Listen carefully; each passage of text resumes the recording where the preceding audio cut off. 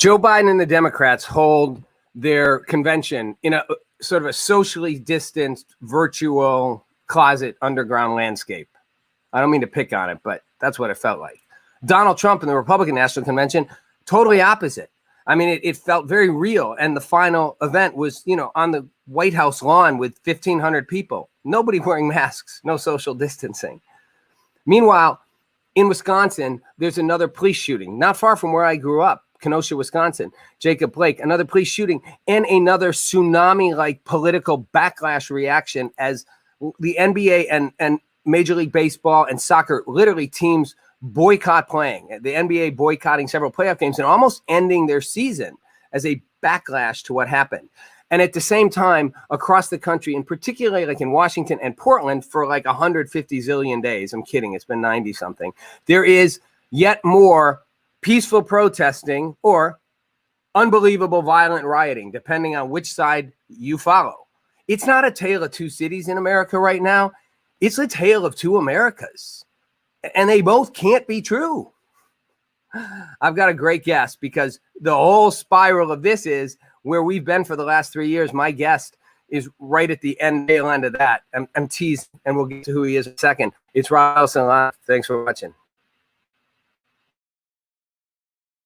Meet Rob Nelson, talk show host. Because you got the 70s thing going there. My name's Rob Nelson. I used to have a talk show on Fox, a show on Fox News, but news in America is so produced. I don't care if you think it's left, right, center, fake. You passed tougher legislation to deal with the paparazzi after what happened with you and your family. I think it's very important that we focus on rebuilding. Okay, so 3 years ago or so, there began an impeachment inquiry into Donald Trump. I don't actually know if the impeachment inquiry began 3 years ago. I mean, if you're right, you think about it, it feels like it went on forever. I mean, the minute Donald Trump was elected, the day Donald Trump was elected, okay, I had just produced or directed a really cool documentary about kids with a deadly disease and a battle against big pharma to get these kids a life-saving medication. And it was a powerful movie. And truthfully, it wasn't liberal or conservative, but it was definitely a movie liberals could relate to, and conservatives too. But I'm saying it's kind of played into all elements of where we're at right now, between the fight between the common man, big corporations, government, and just honestly sick kids and families trying to make it. That movie was in some big film festivals, and it was out when Donald Trump got elected. And I was at a film festival in Napa Valley, so you can imagine, pretty liberal. And the day after the election, and 2 days, the day and the 2 days, I'm not kidding. I'm not lying. Like, we literally, we were supposed to have this big, and I'd gotten some special awards, so I was there for like a fellowship for a week. It was fun, by the way. Only movie ever made, probably only movie ever will make. But literally it was about 30, 40 people, filmmakers, and went into this room, and it was supposed to be like a day we were, beginning a day of like cool conversations about our films and art and all this stuff. And you'd literally think you'd walked into like the day after there'd been like a nuclear like Holocaust. I mean, it was so heavy and depressed. And literally, it was like there'd been a school shooting, and now this was the families gathered. I'm not exaggerating. And people were talking, and people were crying, and people were angry. Some people had said they couldn't come to like guest speakers had canceled because their kids their like 10-year-old kids were too traumatized by what had happened, so they had to cancel coming to speak at this film festival for us. And I remember talking to people, and I was like, I mean, I get you didn't want Trump to win, but you're acting like the world's come to an end. And people were like, this is the worst day in history. I mean, I'm not mocking them. It was painfully sad, and at the same time, it was almost humorous because it was like, really, guys? I mean, it may be bad for you politically, and I'm not even saying, you might argue it's bad for the country. You don't like Donald Trump and his policies, fair enough.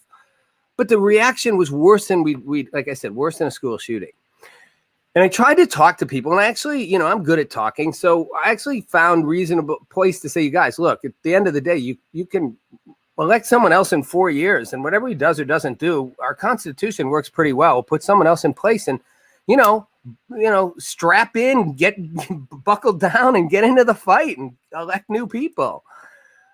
And it was a fine conversation. My point was the drama of that began a 4-year ordeal in which it's been like are we fractured, and we've gone in a movement to like take down Trump at all costs. The anti-Trump movement isn't just Democrats, it's a lot of mainstream Republicans.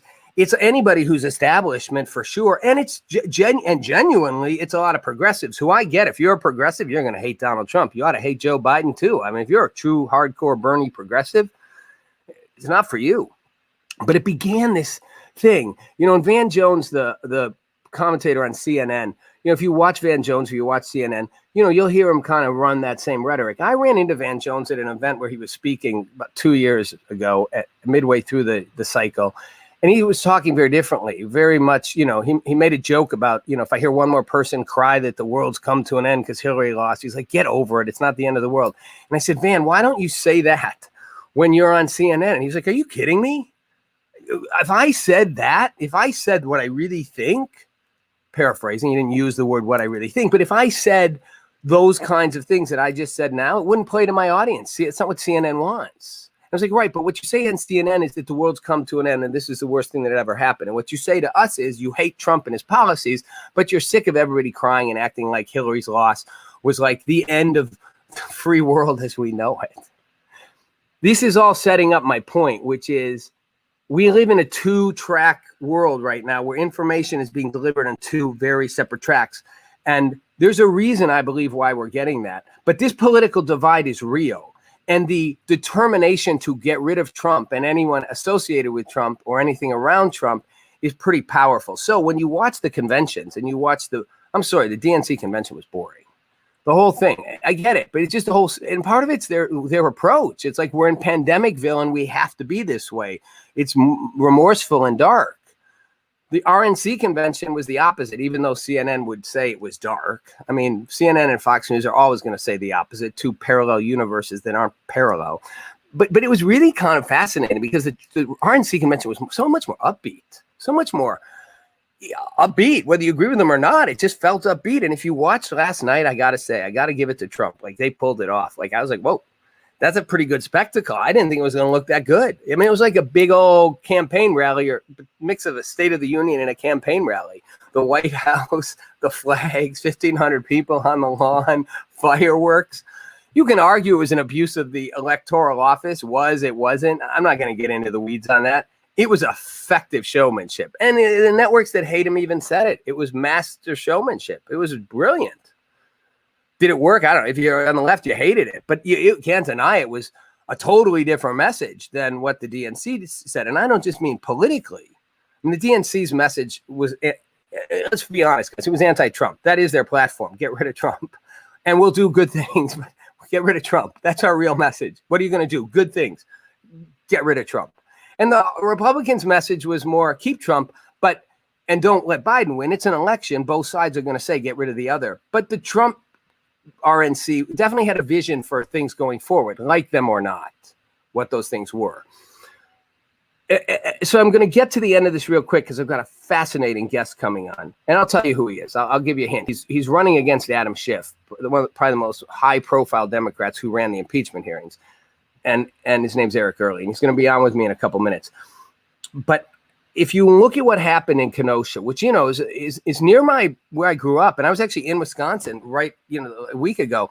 And and Wisconsin's a pretty racially torn up city. Milwaukee is. People don't know that. Kenosha is not Milwaukee. It's about 40 miles south. But basically, and again, I don't want to get into the was it right, wasn't it right? I take the view when I watched what happened, and just a quick thing on this, I watched what happened with Jacob Blake. And again, I am pro-police in that I believe most police officers are good. I am also aware there's a lot of abuse. I don't know what was going on in these officers' minds. I do know from my vantage point what happened when you watch it seems inexcusable. I don't know. I don't know how you walk up to a guy who's unarmed, follow him around to the door of his car. He opens it, points a gun in and shoots you. Like, to me, it's like, not okay. Like, maybe you were scared. Maybe you thought he had a gun. Maybe he said he was going to get a gun. Till you see a gun in his hand as he's leaned forward, you shouldn't shoot him. That's my view. And shoot him 7 times in the back when he's unarmed, just not okay. I don't care who you were shooting. But that said, the reaction to it was, again, an explosion of protests, outrage, which is understandable. I'm not mocking the outrage. But what happened in the NBA to me was fascinating. The Milwaukee Bucks didn't take the court against the Orlando Magic. They made a powerful statement and said, we are, and one of the players in particular was like, I've had enough. I've had enough of personal experience with this. I've seen it in my community. By the way, the inner city of Milwaukee, the impoverished, underserved part of the city, is a mess. But we aren't playing. And you had the Lakers and the Clippers voting as players not to continue the season. And it was a big deal. And they now decided to continue the season. But they almost shut the NBA season down. And Major League Baseball, the Brewers didn't play their game. The Milwaukee Brewers, soccer players. I mean, every sport pretty much had a boom to it. NFL teams, a couple didn't take the practice field for training camp. And one of the things that got said that was most interesting to me was a comment that one of the players made about, basically, and LeBron James sort of echoed it. We are tired of seeing nothing change. When does this change? And Doc Rivers, the coach of the Los Angeles Clippers, and all biases aside, I'm a big Clippers fan. I live in LA, not a Lakers fan. Said, I don't know why we keep loving this country when it doesn't love us back. And I was like, wow.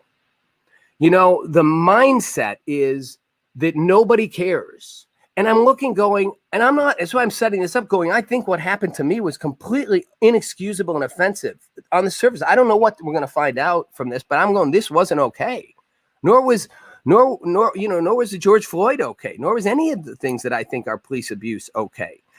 But the reaction, why doesn't anybody care? And I'm thinking the whole country is literally reacting. We've got Black Lives Matter everywhere. I mean, literally the NBA, it's on every court. It's in everything. It's on every commercial. It's on every major company. The whole country is paying attention and saying, we can do better. So when people come out and go, nobody cares, I'm going, no, that's not the problem. The problem isn't that nobody cares. Everybody's paying attention. That doesn't make the problem go away. That doesn't make the solution happen. That won't make police brutality in individual instances stop. That won't make poverty in the impoverished or underserved communities end. Caring isn't going to be enough. Doing something is what it's going to take. And if you want to know why I think we're so in this weird cycle divide, check out a movie that's coming out called The Social Dilemma. Jeff Orlowski, a documentarian, made it. And he basically looks at why and how he believes. And he talks to mostly tech people who are innovators, people who are part of building Instagram, Facebook, Pinterest, big players who all say basically the model of social media is designed to, one, find out every single thing about you constantly. So right now, if you're watching this, they know you're watching it. And they're data mining to know more about you. The more they know about you, the more they create a profile of you. They can feed to you the profile of what you want, what you like, what you buy, reinforce who you are. Keep flowing information at you that supports what you think and believe. Keep pushing information and products and services away from you that don't. And in the movie, what he talks about, what it creates is essentially a feedback loop where you keep hearing and seeing what you believe, and it keeps getting reinforced. So if you're on the left, it keeps getting reinforced. If you're on the right, it keeps getting reinforced. And you get so reinforced that when you see the other side, it makes no sense to you. You go, how can they possibly think that? It's completely untrue. And that feedback loop is dangerous on either side because it's created a situation in which the technology and the monetization model makes it so that it doesn't benefit any of those social platforms to have you get information that doesn't conform with what you think is true. And the more you hear and see and keep hearing and seeing what you think is true, the more you believe that is what's true. And all the information sources you see reinforce it. So when you see the other side, it doesn't. And that's how you can have a scenario where it literally is if we're living in two Americas, depending on if you watch Fox News or CNN. And I'm not a fan of either. But we're living in two Americas. It's how you can see the Portland protest is largely peaceful or almost all violent. It's how you can see the two conventions is so opposite. It's how you can see people going to the beach on Memorial Day and having a party, or, college students doing, by the way, what college students do. I don't know anybody shocked that every college in America is going, we're finding kids are having parties. Which part of being 18 and 19 did you forget? Of course, that's what they're going to do. It's what college students do. And they know they're largely invulnerable to the disease, of course, and they like to get away with stuff. They're going to have parties. But that's how we can see doing those things as massive disease spreaders. but massive protests, thousands and thousands of people, which I was at in the middle of, not. That's how we can have two different Americas. My guest, Eric Early. I'm not saying he's on one side of the America or not. He's going to talk. But I will say Adam Schiff is for sure on one side of those Americas. Adam Schiff's worldview, Adam Schiff's view. And I think he believes it. I don't think it's just being a politician. Nancy Pelosi, she's the ultimate politician. She may know exactly what she's saying and doing for effect. I think Adam Schiff genuinely believes the world he's painted. It is what he thinks. And it is a scary, dark world, a Trumponian world, in which all of our republic's values and goals and institutions will be crushed and decimated if Donald Trump stays in office another day longer. It's one view. Eric Early is taking him on to try to unseat a very well-established congressman who happens to be the congressman in the district in which I live in Los Angeles. Everybody, welcome Eric Early into the Rob Nelson Live. How you doing, Eric? I'm doing great, Rob. Thanks for having me today, buddy. You're welcome. You're welcome. Eric, before we start, we got a Reddit comment right up here. Let's just get somebody's engagement. Right, let's do it. Says enough people need to believe that the systemic oppression of brown and black communities is an issue. People are fighting the fact because they think it's an issue and it's not. Your thoughts? I'm taking you right into the deep end, Eric. I'm just dropping you in the deep end. I'm just wondering what's the question? Was that a question or that sounded like a statement? I mean, well, it is a statement, and I guess I'm saying, what are your thoughts? Like I would say, I think enough people. This person to me is saying that not enough people believe there's systemic repression. And Eric, I want to jump into the deep end of this. Well, let me answer that. Okay, he said not enough people believe there's systemic racism. And oppression, right? Systemic oppression, racism, whatever you want to call it. Systemic oppression is the word they use. I'm sorry if this paints me as a white man or something, but I'm one of the people that don't believe that there's massive systemic racism. Okay, and frankly, I assume the guy who sent or woman who sent that question will hate the next answer. I think the biggest racists in this country right now are the people on the other side calling everybody else racist. All right, the people on the what I call the far left are living, breathing, eating, sleeping, thinking, writing, everything racism, racism, racism. I could tell you that people like me, we don't need to be told every 15 seconds of every day that Black Lives Matter. I know that Black Lives Matter. I've known for my whole life that Black Lives Matter. All right. Most people I know that Black Lives Matter. I don't need somebody out there shouting into my face every day like it's almost some sort of has become a chant. And I hate to say this, you're not supposed to say this in LA, Rob. You probably know this, but I think white lives matter too. I know that brown lives matter. I know that Asian lives matter. I believe that all lives matter. So Eric, let me put something out to you, and then I want to move. I don't want us to dig too deep in this because I want to get to some other stuff with you.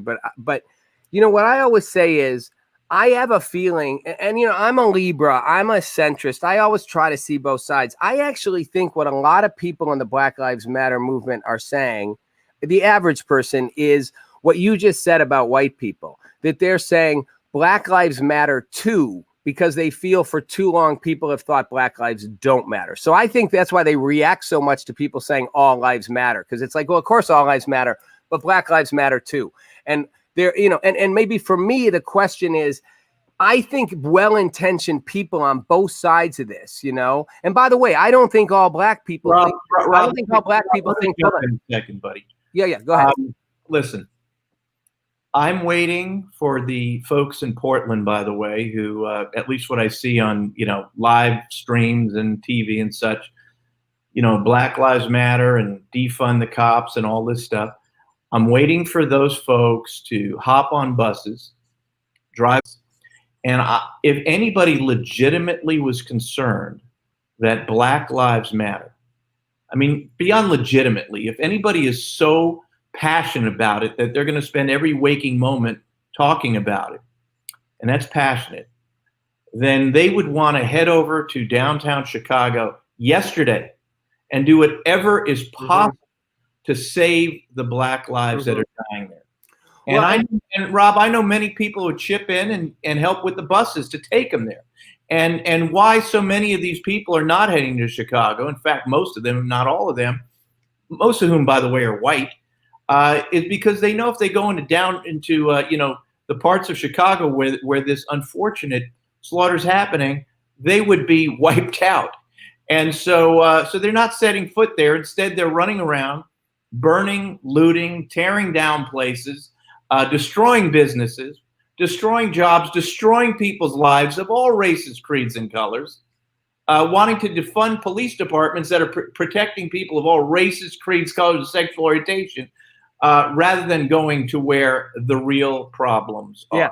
And Eric, I just want to say to that, I think, and this is part of why I want to try to get a conversation going, a dialogue where we start finding the real truth. And just to sort of support part of what you're saying, I've said before, the irony of Portland, where the riots and protests have continued for 90 days, is it's like the whitest city in America. Yeah. And it's like in the whitest state in America. And it's sort of like, really? Like, because most people in your community, I'm not saying there are none, but most people in your community aren't dealing with the problems you say are so important. To which people say, well, white people can protest too. To which I say, and one of the organizers of the biggest Black Lives Matter protest, the head organizer of the biggest Black Lives Matter protest in Los Angeles, which was like 10,000 people, said to me on this stream, I don't give an F if another white person apologizes for being white. I don't care. If you're not actually helping, if you're not actually helping make a difference to make real change, shut up. Which is your point. Yeah, maybe that's one thing I can agree on with that woman. I don't know her personally. I don't give an F if another white person apologized for being white also. In fact, I think that is one of the stupidest things that has come out of this is all these white kids running around guilty about being white. Seriously? Be proud you're white. Be proud you're Black. Be proud you're Hispanic. Be proud you're Asian. And let's deal with it. Obviously, this country has problems. I firmly believe we are always trying to make a better and more perfect union. These people that are saying nothing ever changes, look at history. Are you kidding me? Yeah, we're not perfect. We got a lot of problems. What happened to George Floyd was terrible. It was a murder, okay? We got bad problems out there. But compare it to 20 years ago, and we are getting better and better and better with all of these issues. So, but Eric, the fact that I would probably agree with you that we have made, and unquestionably, I said to someone earlier today, I was in an interesting conversation with a Black pastor in a really bad part of St. Louis, and said, the fact that Barack Obama was president for 8 years is not a token thing. That was the most powerful man in the free world, and he was Black. That's not token.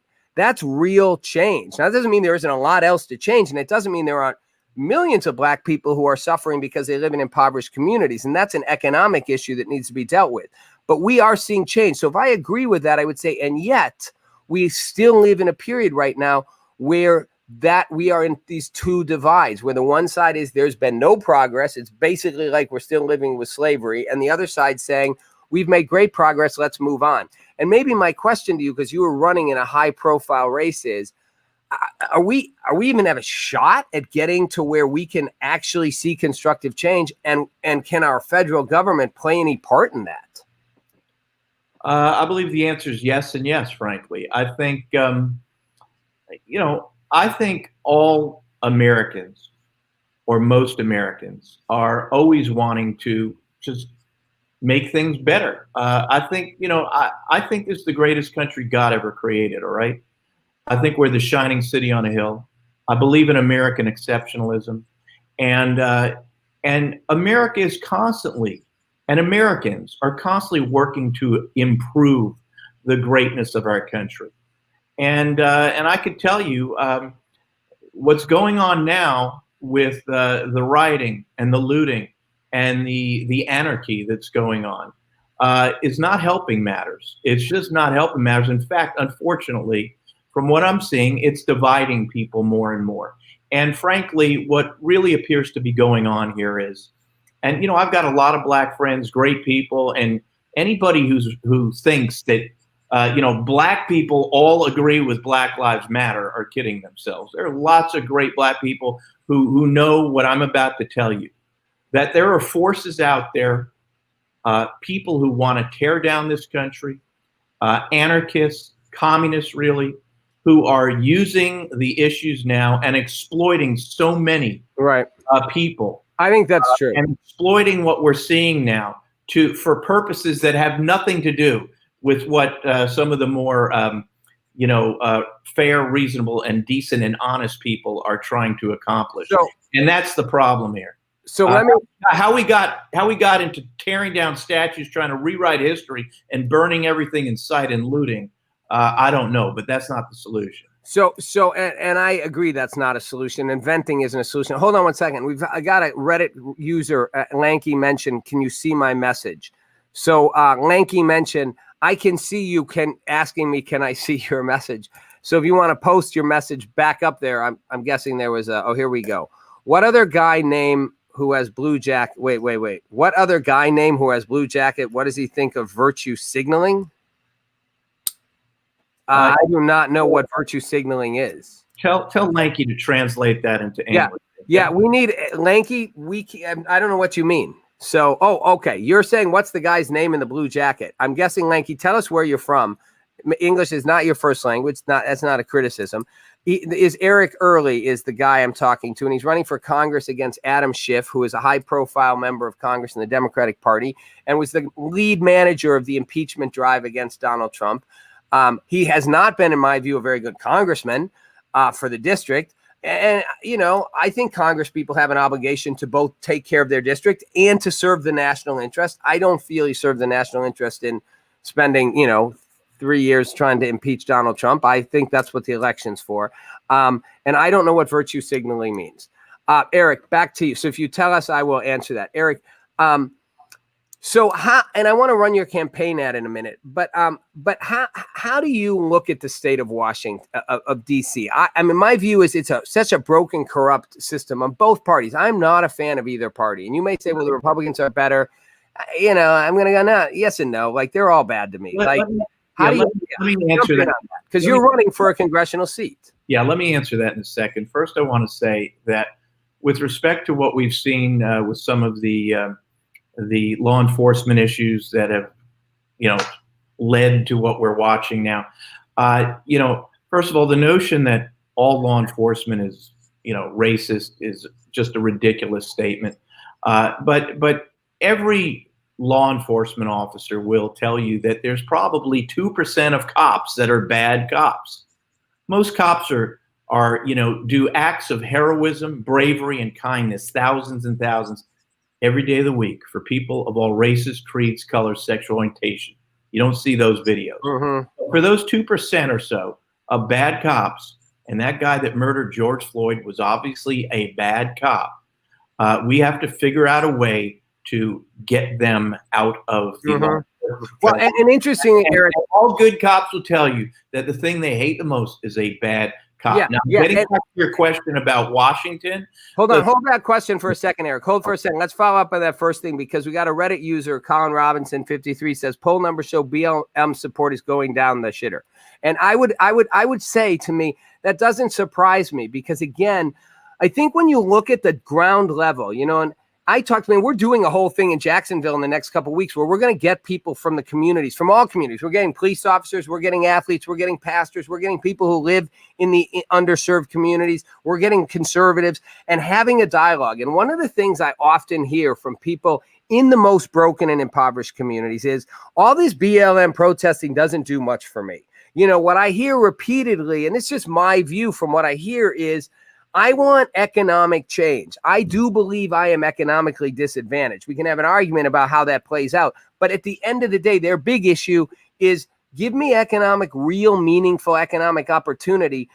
That's way more important to them than A, police reform, and B, than all these people protesting at BLM. So it doesn't surprise me that support's going down. And it doesn't surprise me that when you say most cops are good cops, I think most people, again, you look at Seattle and Carmen Best, this black police chief, female black police chief resigning, saying, what you are doing is making me have to fire all the minority hires I brought in to make the police force better, and I'm going to keep the people you don't like, because that's what would happen. And I am quitting, and I'm a black female police chief. So how exactly does that make sense? So much of this stuff doesn't make sense. People have said, in fact, minority officers on the Portland police force have been quoted as saying there are way more of us on the force than the people demonstrating and trying to defund us. And as far as BLM itself, BLM, capital B, capital L, capital M in quotes, is just another company. It's just another organization that has figured out a way to make tens of millions of dollars. But it's infiltrated with anarchists and communists and people who are trying to use this whole thing to tear down America. So I personally, they've set churches on fire. They've spray painted, and defaced synagogues. I mean, these are, they're destroying businesses because I do not and could never support a company called BLM. But as I said before, I absolutely support Black lives, and I support all life. And I'm sorry, in this day and age, if you can't say that without being called names and all kinds of crap, sorry, I'm not going to buy into that. Okay. And that's a whole problem we have. Eric, I want to play your campaign ad in a second and then let you talk about Washington. But before we do that, and again, everybody, I'd like to keep this interactive. So I appreciate you all, weighing in, and I get to, comments when we can. Not every comment we can get to, but, awesome producer Bruce Crafty puts them up. So we just had a comment from actually, Bruce, can you put the comment back up? Yeah, from Flowhart 523. Can I and you both, Eric, address the to change the fact the average black family wealth is $9,000 while the average white family is $132,000? I want to say this before you go at it. I am the first that stipulate, and I've said it for a long time, from when I worked in inner city communities to when I had my talk show on Fox News. And yes, I did do Fox News. And yes, I was an independent. And no one told me what to say. And I believe there's room for both sides in any one person's brain. I have always said we have a problem with economic inequality, and I believe it has disproportionately affected black people in urban areas, and that there is not economic opportunity, there's not incentives for economic investment, there's not sufficient schools, the tax base is low, schools are underfunded, hospitals suck, you don't have great job opportunities, you have broken families, you have a lot of a disproportionately high percentage of young black men in prison, you have a shattered family structure, and yes, we need to deal with the fact that there is economic inequality, and it is between black and white. That would be my view. Eric, your view. Well, first of all, I'm not sure those numbers that your viewer is putting on the screen are accurate. I don't know if they are either, but there is a disparity. That we know. Listen, 9,000. We know there's a disparity between white and black incomes. Let me speak. 9,000 and 132,000. I doubt that's accurate. So I'd love to know where Hoofhart got that. Hoofhart. Listen, I believe in meritocracy, man. I mean, that's another thing you're not supposed to say anymore. If you bust your butt starting as a young kid, and whatever your adult authority is and supervision is of you, and you realize that schooling is incredibly important, homework is incredibly important. Do your work. Most of this stuff is so boring. It's terrible. I get it. I went through it. The people that bust their butt starting in school from day one, take it seriously. I don't care what race, color, creed you are. You do that. You have a decent attitude. You're willing to bust your butt. Okay? In this country, anybody can get ahead. Right. All right? Anybody. So, it starts in the home, and there's a lot of not good homes out there. I get it. But thankfully, most kids have at least somebody that loves them. And I feel bad because there are, of course, kids that don't have that at all.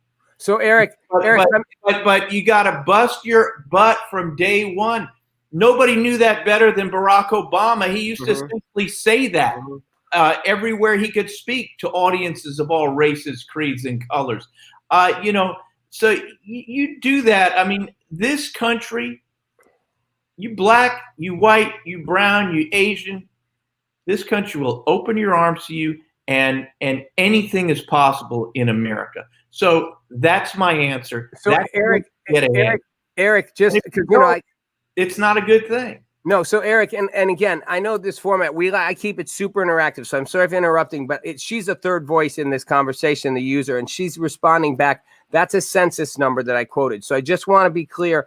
We said, where does that number come from? She's saying it came from the census. So so that would suggest it is a true number. But either way, your answer doesn't change, right? It's a true number to me. I want to know that number. Listen, the fact of the matter is. I said what I believe. I believe in meritocracy. Right. Let's get everybody starting from day one. I also believe in school choice.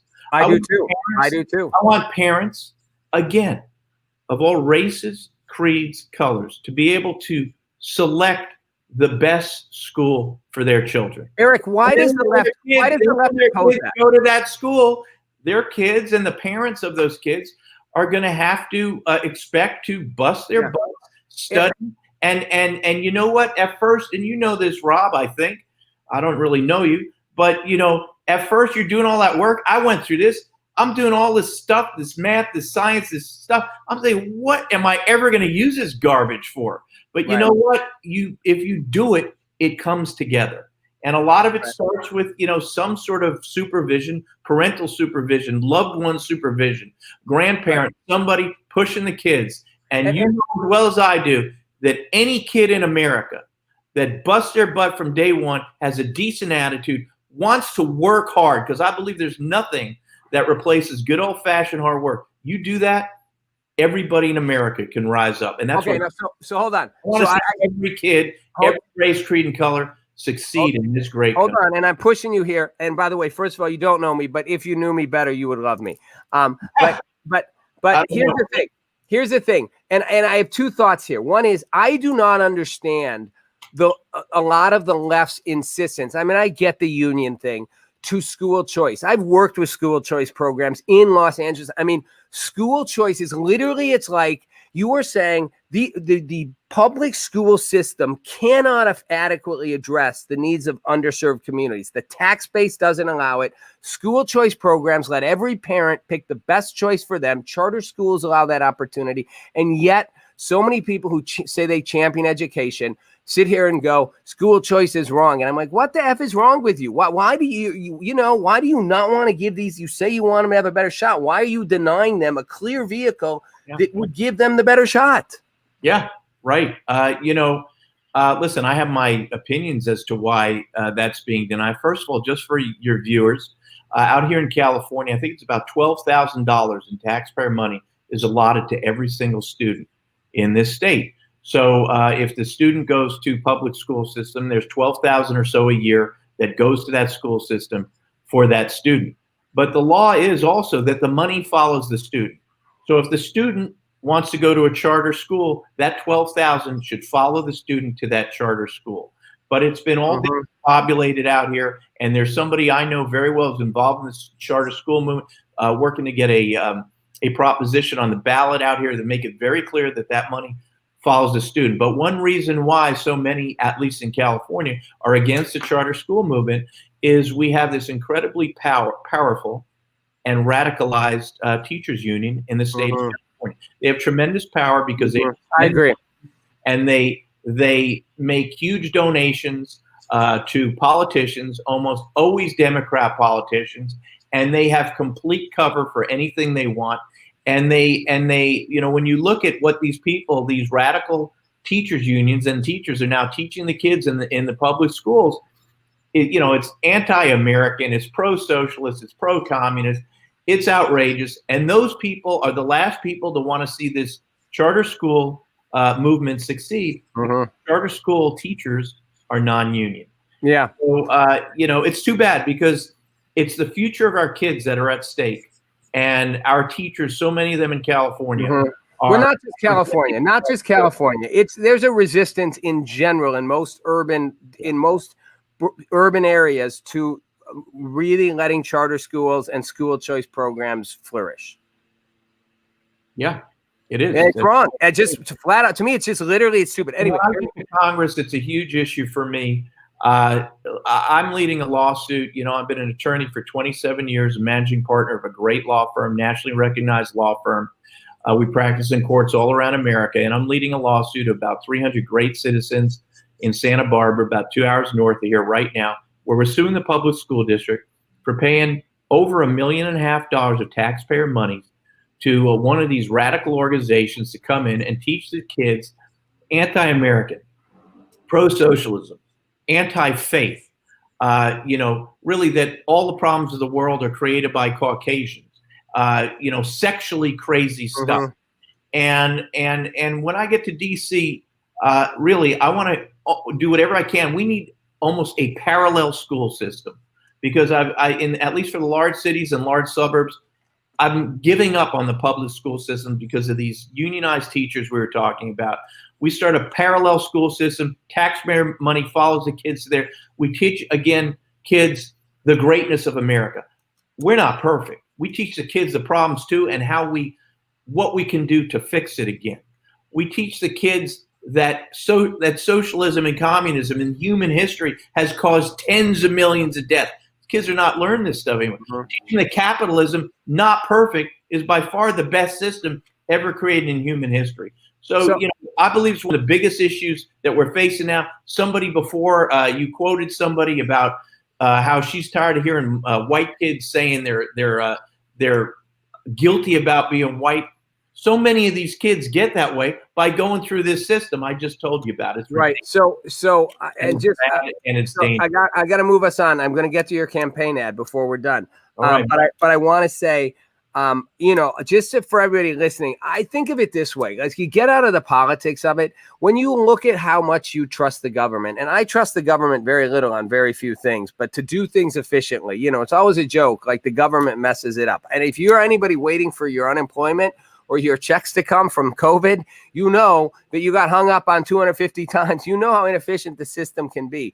If I gave you a life-saving package that your life depended on getting delivered, would you put it to USPS, the United States Postal Service, or would you put it to UPS or FedEx? I guarantee every single person would pick UPS and FedEx, including the head of would pick FedEx and UPS, including the head of the Postal Service. So to me, the school argument is that simple. Why wouldn't you want to let private sector try and come in, innovate, make it cost effective to give poor kids a really solid education, whether they're black, brown, or white? Give them better educations in poorer communities. Just quickly, and we're going to get to your campaign ad. We had a Reddit user asked a question: what's your political kind of spectrum? I think they meant, Lanky mentioned, what's your political position? And Rob, am I an alt-right person? Want to be clear. I am not alt-right, although the term alt-right gets so misused. I am a Roger Ailes at Fox News, who gave me my first job, always described me to the New York Times as a liberal libertarian. And I think that's a perfect description of me. I am a libertarian.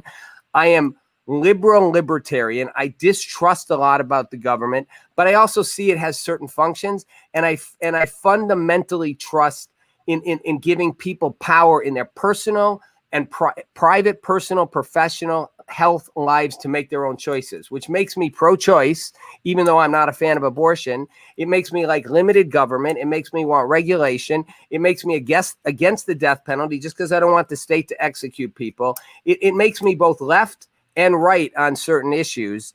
And it's fundamentally a position that is not alt-right. It is, I hate the word centrist. I worked in the Clinton administration, but I was never a Democrat, and I'm not a Republican. I think we need to find common sense solutions. At a book, Last Call, 10 Common Sense Solutions to America's Biggest Problems. You can get it on Amazon, self-promo there. And I think, it's all about doing that. And I don't even like the labels, but alt-right has an implication that I am not. Eric, quickly, you're a Republican, but what's your sort of political framework other than conservative? Or it can be conservative if that's what you want to go with. I believe in freedom and liberty, and I believe if you're a law-abiding citizen, I'll do whatever I can to protect you. But I want, and I believe in the U.S. Constitution. I want people to be able to think and say what they want to say. I believe in critical thinking, but I don't believe in violence. But I do believe in people's right to peacefully demonstrate. I know that America is the greatest country, frankly, in human history. And I support people of all political persuasions and all lifestyles. But what I'm very much against is what we're seeing come from the alt left, which is you have to say what we tell you to say. You have to think what we tell you to think. You have to do what we tell you to do. You have to not do what we tell you not to do. All right? That is the evil, really, and I call it evil that's bubbling up. And what great ironies is, well, there's so many great ironies. But one of the great ironies is there's so many young folks, millennials and younger and maybe a little older, that think they're so free and independent thinking, and they're so woke, and yet I can predict almost to a T what they're going to say, what they're going to do, and what they're going to think, because I know what they're allowed to say, not allowed to say, and they know it too. And they are completely, so many of them, not everybody, are completely being controlled. And all I know is when I was that age, I wanted freedom, man. I wanted freedom to think what I thought, say what I want to say, do what I want to do. And so, you want to know where I come from? That's where I come from. I'm fighting for everybody's freedom and liberty, and that's me. And so, yeah, where I am politically, I'm conservative, somewhat moderate conservative. Wait, hold on. You're a conservative? I thought you were like an ultra left liberal. I thought you were Bernie Sanders progressive, Eric. Bernie Sanders, by the way, I'm shocked. It's so easy to say, listen, free education, free food, no need for a job. We'll take care of you. We'll pay for this. All of your student loans gone. Redistribute wealth, everything else. That sounds great. You know what? What that would lead to would be the destruction of everything everybody's seeing now. Go, folks, if you believe that's a good thing, go down and visit Venezuela. Go to Cuba, all right? Go talk to the people who live in Cuba who tell you at certain points in their lives they've had to eat their pets, okay? I'm not exaggerating. Venezuela, which used to be sort of a mini America in terms of a capitalist society, these people are broke down there, what they're going through. This is why people like me fight so much, because we know the breadth of history. We've studied it. And there's this panacea that the Bernie Sanders and AOCs are selling would take us into deep, deep, deep darkness and decline. And one of the other great ironies is the first people that get persecuted and prosecuted and thrown off the rooftops in the kind of world that a Bernie Sanders or an AOC would create would be the intellectuals, would be the liberals, would be the minorities, would be the LGBTQ community, would be the AOCs and the Bernie Sanders themselves, whether they know it or not. Well, it's happening right now. Let me speak. The liberals who are in the media, so many of them now, for example, out here in Hollywood, if you're over 40 years old and you're white, good luck ever getting a job again in Hollywood because of what's going on in society. Those people enabled and allowed so much to go on. It's going to happen in the newspapers. It's going to happen in the schools and the teaching. It's the very people who have fought to create this culture and supported it all that we're now seeing rising up in so many cities around America that are the first ones that will be persecuted. Right. And Eric, I'm interrupting you only because of time, not because what you're saying isn't interesting. But because I'm still going to play your campaign ad. But I want to say I think it's an interesting point you make. And I think a lot of young people out there watching don't know what you said and don't realize. And again, I don't care if you want to go into history and look at China, look at, the 1919, Marxist Leninist revolution, look at Cuba. But it's true. They all turned on the intellectuals. They all turned on their, on the ideological purity test, ate up everybody. And it may be, in my view, the scariest thing we're facing right now is not whether you have this view or this view. It's the fact that the left, in this case, the right isn't doing it. That's, to me, kind of an irony. It's the left that's actually, well, maybe it's not an irony because that's what's happened in extreme leftist movements, but censoring what you said, not just actions, not just words, but actually censoring thoughts and what you are allowed to think. And that is a terrifyingly dangerous thing for a free society to have happen. Let's play your commercial because I want you to get to talk about Adam Schiff. Thing for any human to have to live through, you Yeah. know, it will suck out people's hopes, dreams, and aspirations, and it's a life destroyer. And people should be scared of it. So we're going to play your commercial, Eric. 30 seconds. Keep it quick before the commercial. What is wrong with Adam Schiff? I know you could go on for 5 minutes. Give me the 30-second version. 30 seconds to the voters. I could go on for 3 hours. I mean, Right, give me 30 seconds. Adam Schiff is a lying sack. He's the most talented liar I've ever seen in my life. Not a word he says can be believed. And oh, by the way, he's abandoned this district where I lived for 20 years. We have 60,000 people living on the streets. We have crime on the rise. We have independent contractors being barred from getting jobs out here because of laws that the Schiffs have passed, and on and on. He is really just as bad as they come, quite frankly. And it's time for him to be sent packing. All right, packaged well. And by the way, I live in that same district, and I can attest to all of you out there. Everything Eric is saying about what Adam Schiff has not done, aside from what I think he has done on the impeachment stuff, which bothers me because it's just counterproductive, is true. Let's play your commercial. Let's play your commercial, Eric. Let's play. Yeah, the homelessness is off the charts. Bruce, let's play Eric's commercial and give him an airtime of that.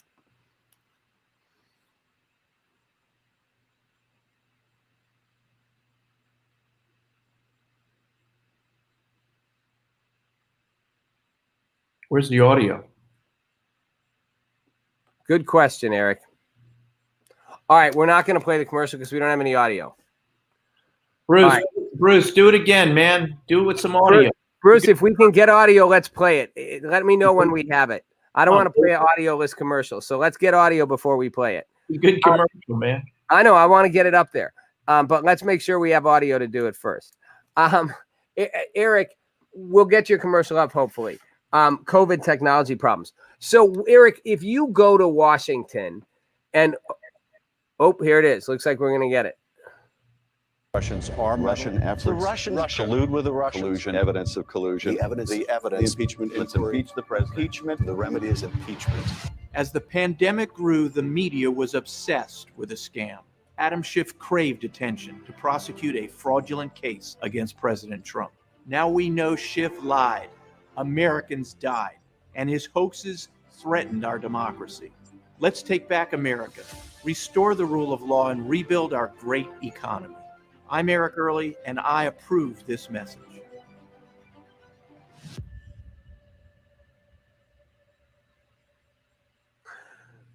So, Eric, only got a couple minutes here. I like the commercial, by the way. Again, my whole thing, I say this to everybody. I want you talking like you're talking to me. I want you to do another commercial where you just talk like this to me and like just boom, boom, boom, because I think people like that too. But you're passionate about this. You can't run for this kind of a position, and people don't necessarily realize Eric is running against a highly funded incumbent. The Democratic Congressional Campaign Committee is going to put a lot of money behind Adam Schiff to keep him in place. And you are really it is a long shot bid. And I'm sure you've raised money, probably a lot of it, but it's a hard person to unseat. You've really got to want to get in there to go into that fight to try to take him down. Hey, listen, man, I don't like Adam Schiff. I don't know him personally, but I don't have an ounce of respect for him. Americans of all political persuasion should not forget that he spent almost 3 years looking everybody in the eye on TV, saying that he had evidence that Donald Trump colluded with Russians to get elected. And then at the end of the day, it was completely investigated by people who are not friends of Donald Trump. They found not one shred of evidence. And while that was all going on, every time Schiff would be asked for the evidence, he'd say it's confidential, so I can't show it to you. The man is a liar. And, I would sit on my couch and watch this guy get on TV every Sunday morning and look at me, and I knew he was lying to me. And I don't like being lied to by my elected officials every second of every day. I took it personally. I jumped in the race. I got past the primary on March 3rd. There were 8 of us in the primary, top 2. And this character has never run into anything like me before. We have a debate set for October 5th. I'm going to tell you, I'm going to dismantle him. And the other thing one of the things I can't stand about him is, like I said, he hasn't done anything for our district. He lives 3,000 plus miles away in Maryland. I'm here in Los Angeles. I see the 60,000 people living and dying on our street. It upsets me tremendously. He's never done anything about it. Mhm. I see the crime on the rise. I support law enforcement. I want to help people here. When I get to D.C., another big issue for me is I want to help rebuild the nation's mental health care system from the ground up. So many people living on the streets, unfortunately, are severely mentally ill. Not all of them. I could go on, but I care about it tremendously, and I don't like this guy Schiff. I firmly believe he's a danger to the republic and a danger to the nation, and it's time for him to be replaced. And thankfully, we've got a great national campaign going on. We've raised over $2 million so far. Last year against Schiff 2 years ago, he didn't even raise $50,000. So But quickly, Eric, how much money does Schiff have? Schiff is sitting on approximately $12 million. Yeah, that's what makes it tough. And guys, he's Rob, he turned the Russia hoax and the impeachment sham into huge money making. Of course he did. But he's not going to use that money on this campaign. And you know what? This is what I could call asymmetric warfare. And we'll see what happens. We're getting a lot of support around this district. One thing we have to do is we have to break apart because of the voting percentages. More and more moderate Democrats, but more and more moderate Democrats are telling me and people on the campaign that they've voted Democrat their whole life. They can't stand Adam Schiff. They're going to vote for Eric Early. Mm-hmm. I'm not talking about the far left Democrats who hate Donald Trump, so they like being lied to by Schiff. They think Schiff walks on water, and that's the way it is. Well, Eric, I appreciate you coming on. I just want to say to everybody out there, I'm not going to agree with you, Eric, that he's a danger to the republic the same way I don't think Donald Trump is a danger to the republic. But if you are not a political person, but you care about this country, what Adam Schiff has done is wasted millions and millions, hundreds, I don't know, I have the numbers and I mix them up, of your dollars to impeach a president on a false basis. I don't care what you think. It was false. There was no evidence, and it's coming out now. No one's going to follow the emails the way Fox News will, but it's coming out that they knew what they were doing, and they were trying to bring his presidency down in so many ways. Throw something else out there, Rob. What's that? Let me throw something else out there. I assume a lot of your viewers were Bernie Sanders supporters. There are a lot of people on the left coming out and saying Adam Schiff was one of the prime people who destroyed Bernie Sanders' campaign. Of course he was. Because while this whole impeachment sham was going on, Sanders had to leave the campaign trail and go sit in the U.S. Senate while major primaries were happening that Sanders ultimately lost. And many people say Schiff did that to help this complete bozo, Joe Biden, win on the Democrat side. Absolutely. Look, it's a nasty game, Eric. You know that. I know that. I just want people to know, even if you're not 100% a fan of everything Eric's about, and you should check it out and find out if you are, and you should watch the debate. And Eric, I'd love to have you on again after that and to see where you're at. But again, you guys, my biggest thing, everybody, is these incumbents and someone like Adam Schiff. And look, I'm not a Mitch McConnell fan either. I've said that. But what Adam Schiff did, what he did, abused your trust. It abused your money. It took your time, and it took Congress' focus away from doing anything else to make your lives better. And at the end of the day, I don't need that. All you go home. We got problems to solve. So at least give Eric a view, see what you think, make your own decision. But there's no part of me. I mean, literally, no offense, Eric, but you could put up a Bernie Sanders candidate and I pick him over Adam Schiff, because Adam Schiff is the absolute representation of the biggest problem we have in Washington. Well, I agree with that. And let me add to that. There's a lot of Republican elected officials I'm no fan of. A lot of Democrat, these professional political politicians, Schiff has been a political hack his entire life. I'm not a politician.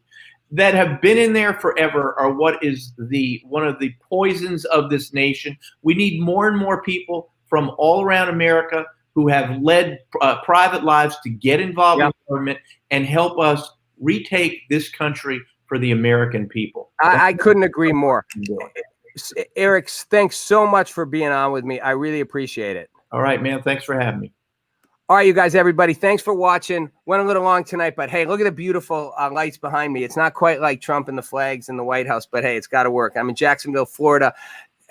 Next week, Monday, we're doing a special version. I'm going to have a round table a mini roundtable of people from Jacksonville. I want to get voices, a national dialogue, and I want to have voices, as I said earlier in the show, from all parts of the spectrum here. I want to get people who are living in the underserved and impoverished communities.